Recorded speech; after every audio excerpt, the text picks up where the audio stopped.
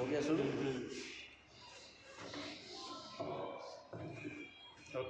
Good morning children's, today we read general knowledge और आज हम लोग पढ़ेंगे वन वर्ड सब्स्टिट्यूशन। इसमें क्या है आइए आपको हम बताते हैं। Question number 1, write down a place where coins are made। Question है a place where coins are made, वह स्थान जहां कॉइन्स सिक्कों का निर्माण होता है। तो इसका आंसर होगा मिंट, MINT। मिंट का अर्थ आप लोगों ने साइंस में पढ़ा है, वो मिंट यहाँ नहीं है।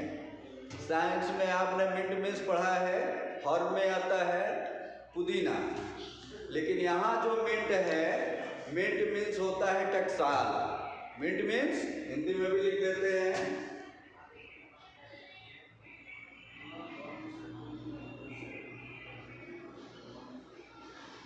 टकसाल।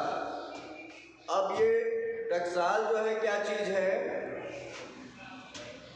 एक mint is a manufacturing facility that produce coins to be used as current. टकसाल वह स्थान है या वह फैसिलिटी है जिसमें कि सिक्कों का निर्माण होता है। सिक्का आपने देखा ही है, 1 का कॉइन, 2 का कॉइन, 5 का कॉइन, 10 का कॉइन, ये सभी सिक्के हैं, कॉइन्स हैं। इनका जो मैन्युफैक्चरिंग है वह सामानों को खरीदने के लिए या बेचने के लिए होता है। तो ये जहाँ बनते हैं उसको हम टकसाल कहते हैं। तो समझ गए पहला चीज क्या है? A place where coins are made, mint. Question number 2 देखिए,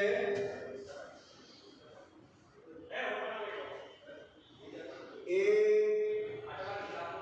person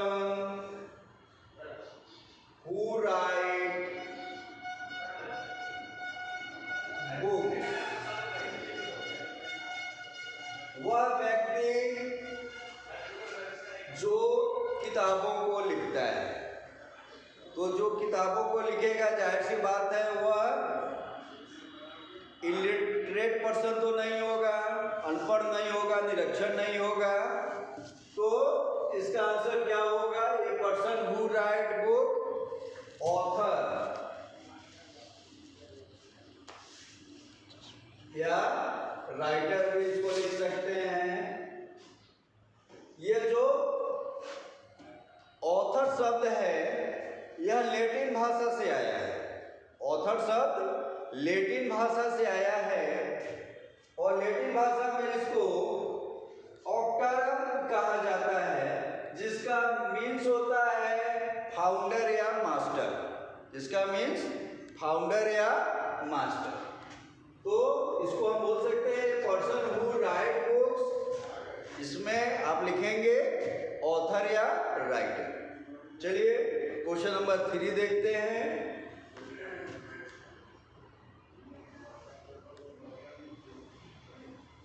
A person who loves his country,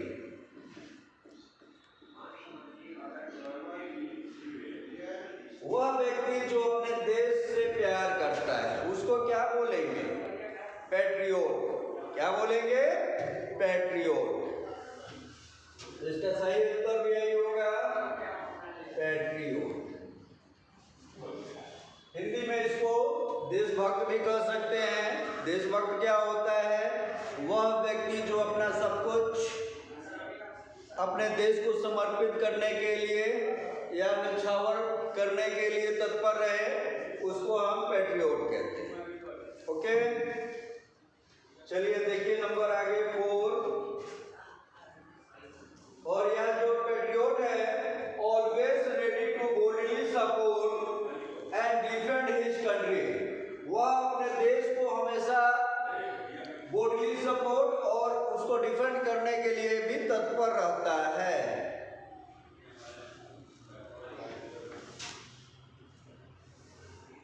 चलिए आगे देखिए,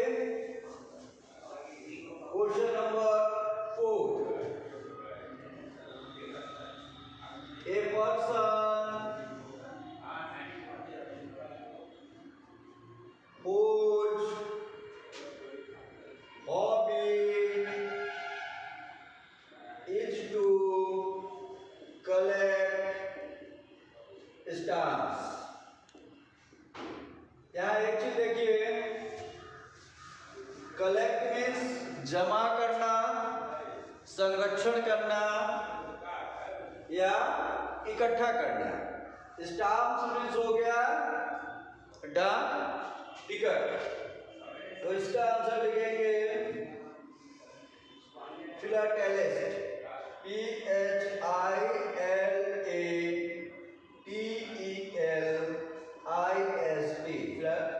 फिलाटेलिस्ट। अब ये जो स्टाम्प्स हैं ये क्यों कलेक्ट करते हैं? हम लोग भी छोटे थे तो जब लेटर वगैरह आया करते थे तो उसके ऊपर छोटा सा स्टाम्प्स होता था, तो ये हम लोग को भी हॉबी थी, उसके स्टाम्प्स को कलेक्ट करते थे अलग अलग कंट्रीज के, जैसे USA का हुआ, कनाडा का हुआ, रसिया का हुआ, चाइना का हुआ, जापान का हुआ, इंडिया का हुआ। तो ये एक हॉबी होती है कि अलग अलग कंट्रीज के स्टैम्प्स को कलेक्ट करना। तो ये जो कलेक्ट करते हैं इनको हम फिलाटेलिस्ट कहते हैं। साथ में आप लोग इसको लिखते भी चलेंगे। मिंट मीन्स टकसाल, ऑथर या राइटर, लेखक, पैट्रियोट हो गया देशभक्त। चलिए आगे देखते हैं question number 5। A person who is skilled in climbing mountains। बहुत इंटरेस्टिंग है, ध्यान दीजिएगा। यहाँ एक शब्द आया है स्किल्ड। स्किल्ड मीन्स होता है कौशल। स्किल्ड मीन्स कौशल। क्लाइंबिंग मीन्स चढ़ना, माउंटेन्स मीन्स पहाड़ों पर चढ़ना। तो उस व्यक्ति को हम क्या कहते हैं? जो पहाड़ों पर चढ़ने में सक्षम हो। अब सभी आदमी तो पहाड़ पे नहीं चढ़ेंगे, पहाड़ पे चढ़ने के लिए भी स्किल चाहिए। इसके अलावा पहाड़ पे चढ़ने के लिए बहुत सारे यंत्रों की आवश्यकता होती है, रूप्स की आवश्यकता होती है, एक विशेष प्रकार के शूज होते हैं, हाथ में ग्लव्स होता है जिसपे कि हम पत्थरों को बहुत आसानी से उसको होल्ड कर सकें, क्योंकि पहाड़ हमेशा तिरछे नहीं होते। यदि तिरछा पहाड़ है तो चढ़ने में प्रॉब्लम नहीं है, लेकिन जहाँ स्ट्रेट है वहाँ खुद का बैलेंस बनाना, तो इसके लिए हमें कौशल की आवश्यकता होती है, स्किल की हमें आवश्यकता होती है। तो इसको हम कहते हैं माउंटेनियर, पर्वतारोही। वह व्यक्ति जो पहाड़ों पर या पर्वतों पर चढ़ने में स्किल्ड हो, कुशल हो, उसे हम पर्वतारोही या माउंटेनियर कहते हैं। लिखते चलेंगे सभी बच्चे साथ में।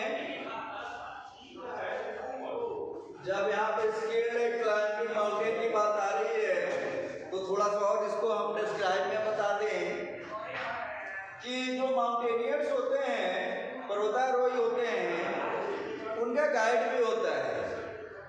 जैसे वह भी स्किल्ड होता है, छोटे से समूह का नेतृत्व करता है, पहाड़ों पे कैसे चढ़ना है, कहाँ की स्थिति कैसी है, तो इन सब चीजों की वह जानकारी आपको देता है, जिससे आप भी स्किल्ड हो जाते हैं माउंटेन पे चढ़ने में। नेक्स्ट देखिए क्वेश्चन नंबर 6। ए पर्सन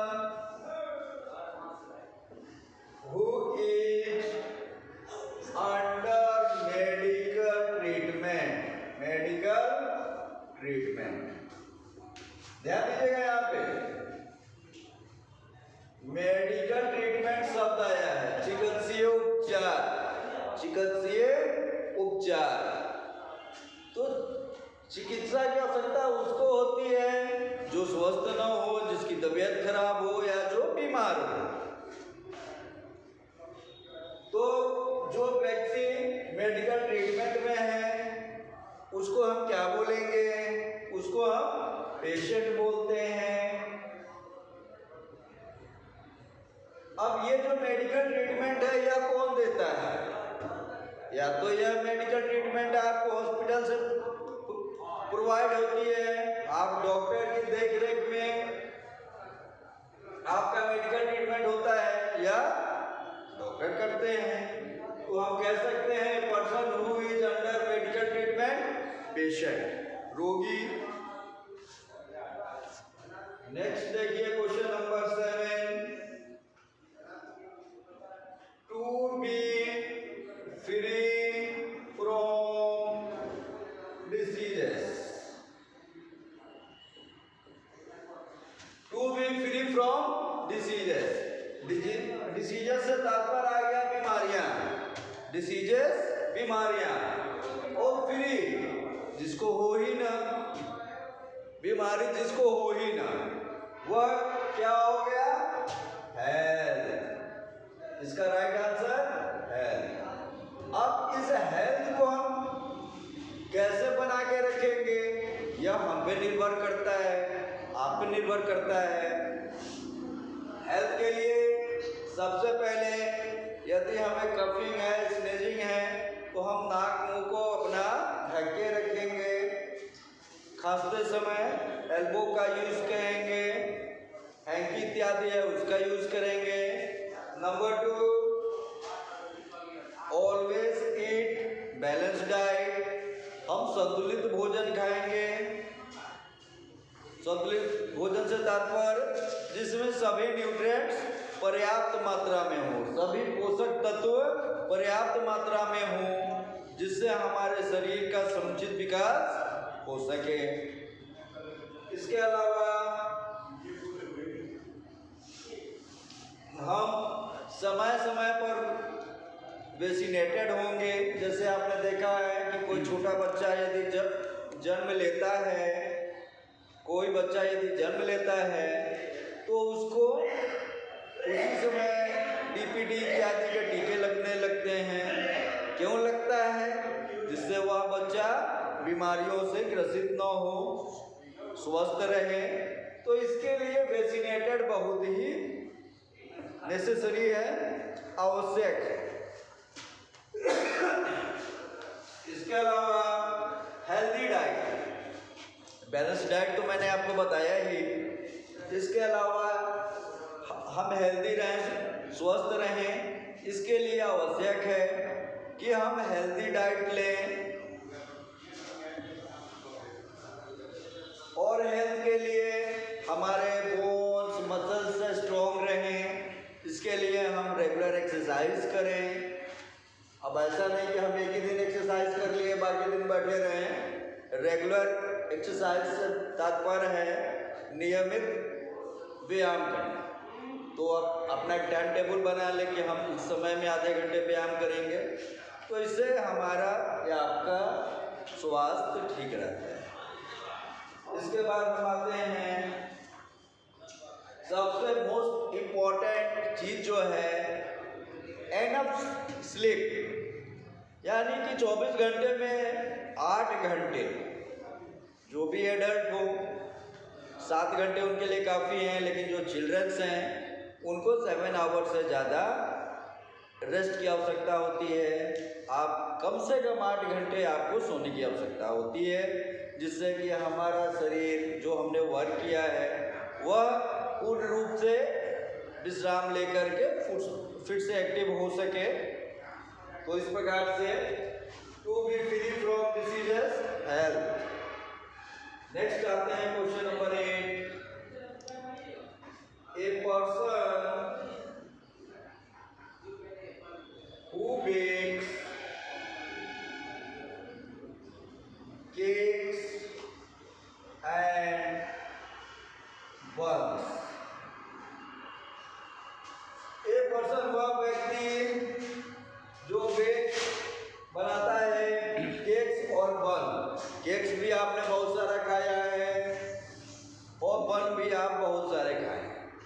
बन से तात्पर्य हुआ छोटी पाव रोटी। ऐसे तो शाम में बर्गर बहुत अच्छा लगता है सभी बच्चों को, लेकिन इसको एक्सेस नहीं खाना चाहिए, इससे हमारे स्वास्थ्य पे बुरा प्रभाव भी पड़ता है। तो ये जो बन है, बन क्या है?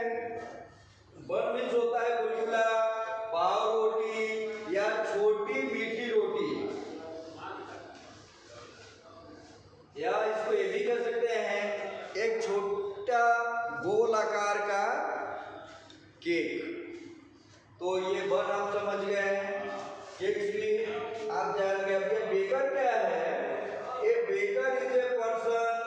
बेकर वह व्यक्ति है, बेकर इसको बनाने वाले को बेकर कहते हैं। बेकर वह व्यक्ति है जिसका काम है वो job is to bake and sell bread, pastries and cakes. Baker जो है ब्रेड को, पेस्ट्रीज को, केक्स को बना करके बेचता है, वह बेकर हुआ। इसको आप राइट डाउन करें जल्दी से।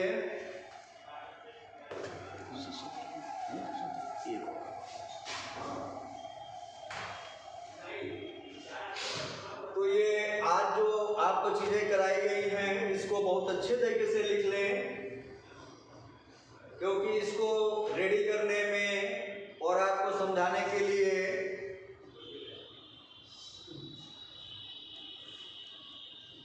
चलिए इसको देखते हैं। वन सेकेंड एक बार।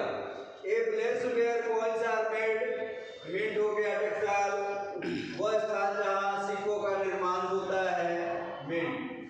ए पर्सन हु राइट बुक्स, वह व्यक्ति जो किताबों को लिखता है, author, writer. A person who loves his country, वह व्यक्ति जो अपने देश से प्रेम करता है, patriot. A person whose hobby is to collect stamps, philatelist। A person who is skilled in climbing mountain, mountaineer। A person who is under medical treatment, patient। To be free from diseases, health। A person who bakes cakes and bun, bakers। तो इसको आप right in fair and do learn well, and do learn well। अच्छे से इसको सुंदर writing में fair में लिख करके इसको आप याद कर लेंगे। आपका विद्यालय आज तक तो मालूम ही है कि बंद है। इसके बाद जैसा डीएम आदेश आता है, अगर 13 को विद्यालय आपका खुलता है तो ये सारी चीज़ें आपकी चेक होगी, या जैसा 13 को डीएम आदेश होगा, अगर कहीं फिर छुट्टी अगर यहाँ से एक्सटेंड होती है तो आगे भी आपकी ऑनलाइन क्लासेस होती रहे। Okay, till then bye.